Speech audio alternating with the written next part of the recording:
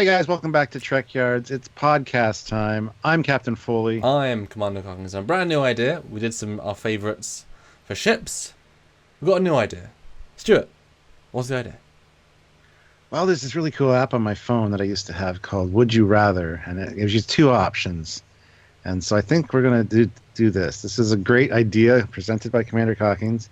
And today's topic is, would you rather have a transporter or a replicator? So Both good. And we're going to ignore the holodeck for the first one. But, I mean, both will change your existence. Not just your life, your existence. well, both are the same technology. They both use the same technology. Matter conversion. So, well, just if you have a transporter, just to say one of the unusual benefits, if you make sure you scan yourself in the buffer beam somewhere, then you've got the clean pattern of yourself. So you can go to any place in the world, get any disease, and then make sure you unbeam, rebeam yourself back in with the pattern buffer, and you can reset yourself like they've done often. Just saying. Little thing. And it's the fountain of youth when you do that. So never age. Always be reset back to that same pattern. I don't know if it's that powerful. Well, okay. There's the question: is a transporter killing you? Is a replicator producing real food, or is it just like protein force field created? I mean, Well, yeah, because essentially it's giving you all the required calories and everything you need, but in any form you want. So, is it real food? No, of course it would taste different. But that's been the ongoing thing in Trek, right? Like, oh, this isn't the replicated stuff. This is the real stuff. Yeah. But that's more of a purist / hipster thing, you know. I drink Chateau Le Picard, not synthahol, because I'm cool. And I'm French that speaks a British accent. Haha. Well, it's the best of both worlds, I guess. So something good about the French. Ha! Anyway, so what would I rather have? Well, I've moved a number of times. I've moved my son out of the house. My daughter's moving soon. I've always said every moving day, God damn it, I wish I had a transporter. Just beam the furniture over to the new house. You know, save people's backs, save them money from renting trucks. But then you'd never get the pizza at the end of it. Well, yeah, you would. You'd beam in a piece or two. No, they should have a transporter rental equipment place. You rent a big. It's in a truck. You know, you back it in your driveway. Same as like getting a U-Haul truck, but you just throw the stuff in and beam it to the new house. I don't know if that would work. I mean, maybe another truck in the other driveway. I was going to say that'd be the safest way of making it work. You'd still have to move things, I guess.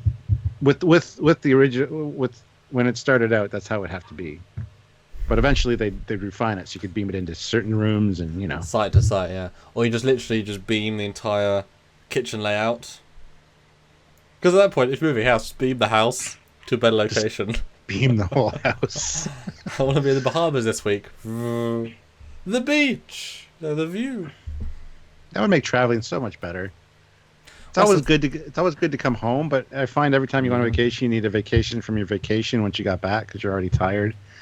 It's like, yeah. So, well, it's like, you know, not compared to the US. There's tremendous distances to get to people and to get to things. You know, your family could be 9 hours away, and yet you just drive it. You know, silly things like you done like 27 hours across the country once, rather than take like a 6-hour plane ride, which is bizarre to me. But it's just what the culture is. And in England, we're not a smaller country, but it's all relative. So a 2.5-hour trip is like, oh my god, a long time. A lot of it's because our motorways aren't the entire, like, a lot of that is the slower roads. So you're doing country roads. Yeah, whereas America, it's just like, well, you've gone 600 miles, whereas we've only gone 300. And it's taken twice as long because of the whatever's. So a lot of the time, the traveling bit, I get some levels of motion sickness. So I would love to go see family that's far away if I could just be there. Well, hey, I'll pop down for dinner. But the task of actually getting there burns the entire day. I feel a bit ill. I don't want to travel for 2.5 hours in the car. And then back. Almost the worst bit of traveling is you're there. Well, crap, I've got to get back again. It's like when I went to America to see you, it's like, hey, I've got here. And I succeeded in winning the 13-hour flight. But now I've got to do it again. But now there's a 7.5 hour car trip. Yeah. Yeah. So if it's instant, that's really cool, and I think you'd go places just for fun. Why wouldn't you want to have lunch in Venice? Mhm. Why wouldn't you? You'd see everything everywhere. I assume there's obviously limitations, like you have to beam to somewhere that's pre-programmed. You couldn't beam into a vault because we're trying to keep it a nice way of doing a transporter. I think there'd be like transporter stations, like airports, where you'd have to go and like Well, beam from Toronto. You still have to drive to the airport to beam well, somewhere. the problem is they're changing it from being you get transporters to world gets transporters, because if the world get replicators, that's better, I think, because then the idea of food, hunger, poverty, famine, it's all the same thing. But you know what I mean? Replicators will be better for the world than transporters. But they're both beneficial technologies. You can both use them. What if we get, what we personally would want to get? So, opposite side of the coin, replicator. I mean, it takes away all of the food preparation time, which would save a lot of time. Choice. I feel like sushi. But does it though? Well, does it though? Because they always say, I had to program the recipe into the replicator. I slaved all day programming the recipe and making sure the computer got it right. It's still prepping things, right? Now I kind of like that though, because if we looked in the world context, then yes, there'd just be a database. You download the preset for apple pie. It's easy.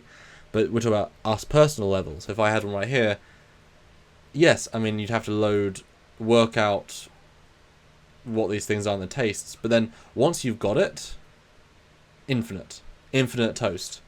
You know what I mean? Mm. So it's the opposite to diminishing returns. You get more and more as you go on.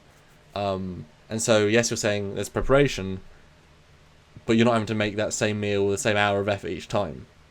Yeah, and exactly. You can make subtle variations, and you can buy the best ingredients. Well, that's an interesting question.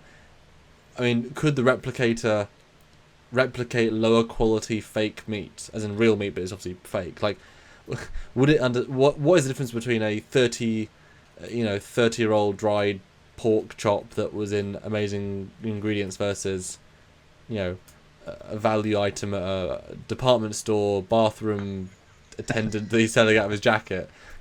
It's actually dog. Or would it just replicate the default taste? Would it even understand taste? Would it just do? Is there intrinsic taste in these chemicals being put together, or is that something that's inherited by experience? Meat is the lifespan of that creature, of its muscles, tendons, what it eats, what it doesn't. None of that is the process of making whatever. If you just create the chemical structure of a meat chop, well, why would it have the flavor of meat? Does that make sense? Or am I going too far off? It does make sense, but I mean, if you break down a steak into its chemical components and then just reprogram that, it should taste exactly the same. But the fact that a steak, this version animal, lower quality steak tastes different to a high quality steak. Yes. That is something that is the same chemical makeup beyond the variation of an animal. Well, I think things like cakes or fruit, that would be more. You can just program that because the variations are a lot smaller. A strawberry's a strawberry. You know what an amazing strawberry tastes like, and you can obviously increase the sweetness value, but that's just chemicals within that. Meat I think is different because it's organic, like really organic. But things that are like 8 ingredients in a pie or in a cake, boom. Well, this is the percentage of those things put together. Yeah. I think it would be too whether like there were replicator credits or whatever. You can only afford a certain amount, so you have to afford the cheaper recipe for the cheaper meat because you couldn't afford the. Bring it down to, I guess, more reality. It would be about power. It's in your house. You have to pay for electricity every month, every year, every whatever. So if you break it down to, it's more expensive, but it's quicker, better taste, better chemical composition. You can program. I want this to be 100% protein. Or I want this one dish to have my full daily allowance of everything. Yeah.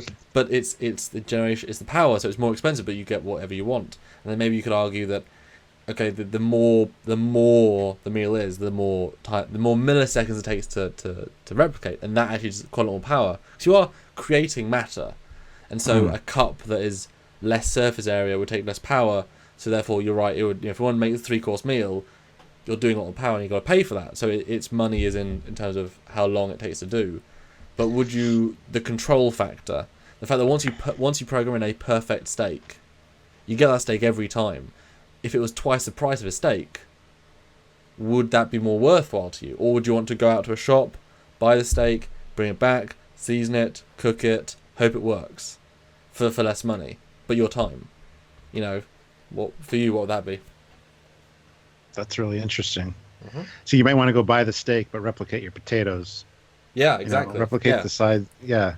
Yeah. Yeah, that's interesting. And you got to think too, replicators don't just do food. I mean, you could replicate different parts to make different things. Like Tom Paris built his TV using replicated parts. They fix Voyager with replicated parts all the time.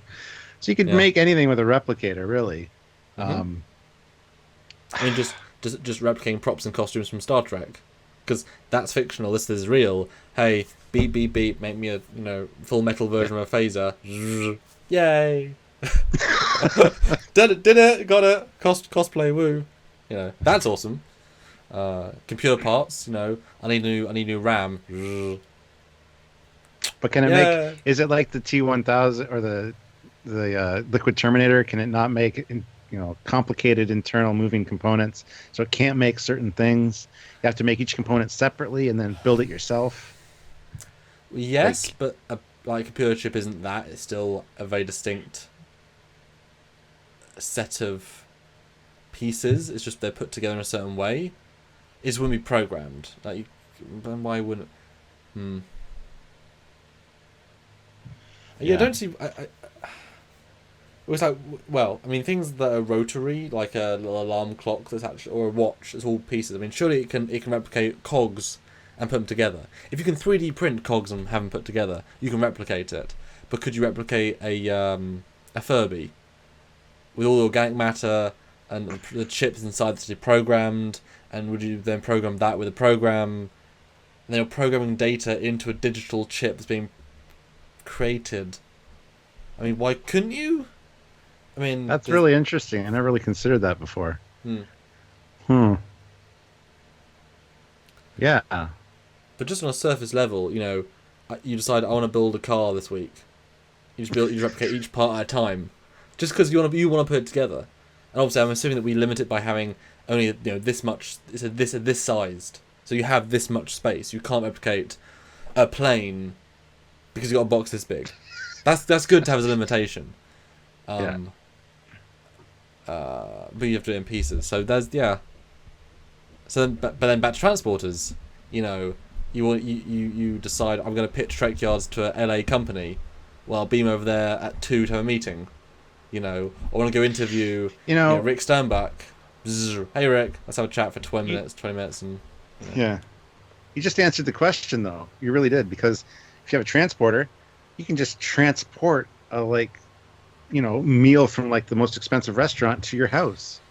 It's already prepared for you. No, you couldn't, because you have to. What's the thing? I would assume the limitation is power and a transporter pad. Oh, that sucks. So I want to be able to transport anything that I can lock onto with GPS coordinates. What's the challenge? But yes, but it goes back to that whole going to the airport full of banks of transporter bays that you can transport from country to country, but you still have to get to the airport or the transporter port. If we go sort of realistically, quote unquote, then you have a transporter array. You can beam anywhere, you can get real coordinates for it isn't being jammed. But you've got to get yourself back. Ooh. So it's still pretty awesome, but But just wear a little homing beacon that the transporter can lock onto you from a distance via satellite link up, just like a communicator. But that's, I guess, not as safe.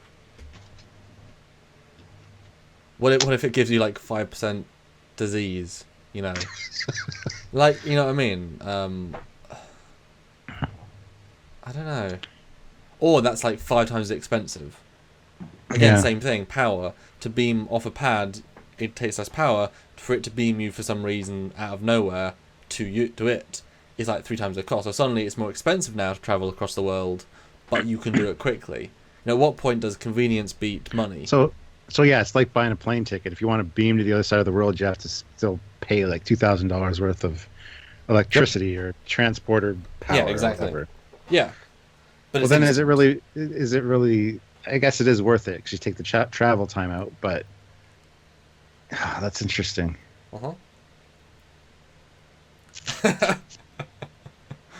All right, so I guess let's wrap this up. Like, what would I prefer? And if it's just living my life the way I live it right now, Yep. I would probably go with the Replicator. Why? It's a short summary. Why? Because I hate going to the grocery store and shopping for groceries. So it would solve that solution, that problem. I mean, I got cars, I can drive, get to places I need to go, and still fly.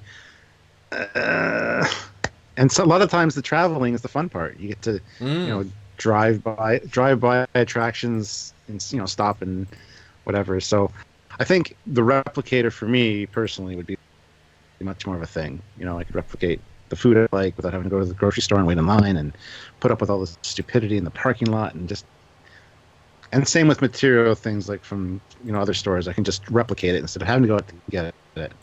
Make me more of a couch potato, I guess. That's maybe not a good thing. But that replicator is my answer, I think.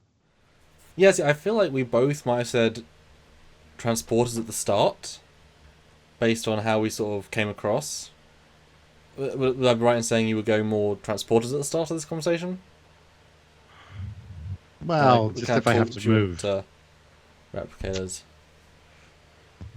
Yeah, transporters are fun, but if I don't go anywhere now, yeah, I have to make the effort to go places. Like, I can't work with transporters.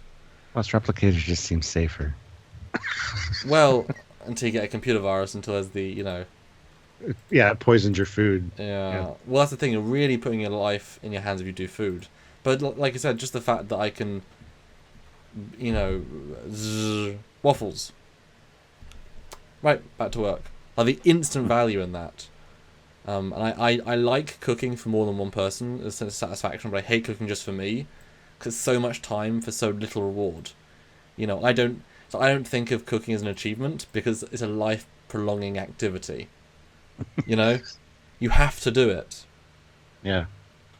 Like baking a cake is different. It's not. It's a pleasure thing. But yeah, the ability to replicate things, new parts of the computer, new fans. It's like instant Amazon Prime.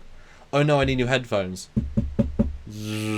Plus, I would just replicate money. So there you go. Oh no, sir, no sir. Oh, the serial numbers would give it away. I guess. Safety protocols. Safety protocols. That's funny. Well, no matter what protocols or rules there would be, you'd be a way to circumvent them and get around them and fix it and use it illegally. So. Yeah, but at that point you just beam into banks and just do that version, wouldn't you? I just beam the stuff out of the vault. Yeah, if we go the dodgy way around it, then it'd be that. But I think Replicator is more interesting just because the mundane stuff would be the most useful to replicate. Seriously. Just the food, just the drink, just the cups, just the, computer, replicate me a frozen block of ice, or a frozen mug, that's 1 degree. Put some water with water in it. Okay, now I've got a perfect drink for an evening or for a summer's night. Replicate me a beer, Plus, you just put your dirty plates in the replicator and have them like turn into energy for the next meal, so you don't have to worry about doing dishes. Wouldn't it be interesting if to make a replicator work, just like, programming a phone, you've got to put matter in to start off with, and so you actually have to actively feed it, and so either you have a limited cycle of so you put in a meal, you put in plates, and you got to restock it, so you got to buy like matter blocks to put in a replicator, or like you slowly. I would just have it hooked up to my toilet. Yeah. Matter reclamation. There you go. Take that. On that note, there's nowhere worse to go. Yes. So what would you guys want? And tell us why. We're very interested. Also, like the video, subscribe to the channel, do all that stuff. Join us on Facebook as we talk about technology and ships over there. So maybe we should do like posts on these kind of questions as well. That'd be kind of cool. But anyway, go check out Facebook and join us over there. So lots of cool stuff, always. And of course, Patreon, supporting us directly is so important, helping us make more shows, more things, really important. Or a one-time donation at Trekyards.com. I mean, both sites you can give a little bit, 10, 15, 5, honestly, dollars. But the more we give, the more we can do, and the more support we feel, the more confident we are to do more things. So it is still that easy. So please, if you can, do give. Thank you in advance. That's right. So until next time, when we replicate in a new topic or transport in with a new topic, I'm Captain Foley. I'm Commander Cockins. The wit on this guy, it's just so sharp and funny. Bye, guys. Bye, guys.